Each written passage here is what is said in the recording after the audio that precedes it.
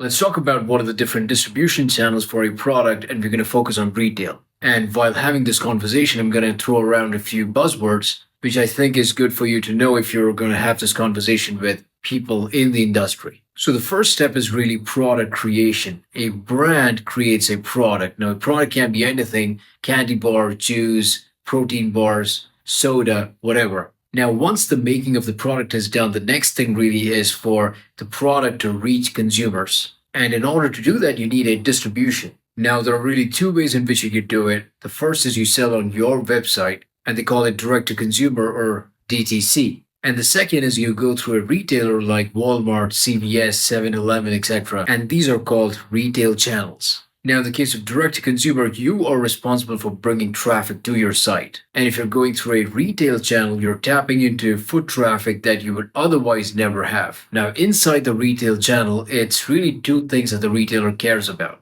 velocity and margin. Velocity is how fast your product sells, and margin is how much they, meaning the retailer, get to keep. They really don't care about your story or the founder's story. They just care about, will this move quickly, and how much money do I get to keep per unit? Now, to get into a retail channel, it's not really that easy. You have to show them samples, show them what your sales looks like today, and help them understand what the product market fit really is. And if all of that goes well, your retailer will start talking to you about placement on the shelf. Now, where your product sits on the shelf makes a whole lot of difference, because shelf space at the eye level sells a lot more than the bottom shelf. Also, the products on the right shelf sell way more, assuming there is a disproportionate foot traffic in one direction. Now, the retailer gives you a few test stores to begin with, and if the sales is really good, then you have the option to expand to the other stores the retailer has. Now, the retailer usually has something called a slotting fee, and this is what the brand pays the retailer to get the shelf space. And this is usually priced per SKU.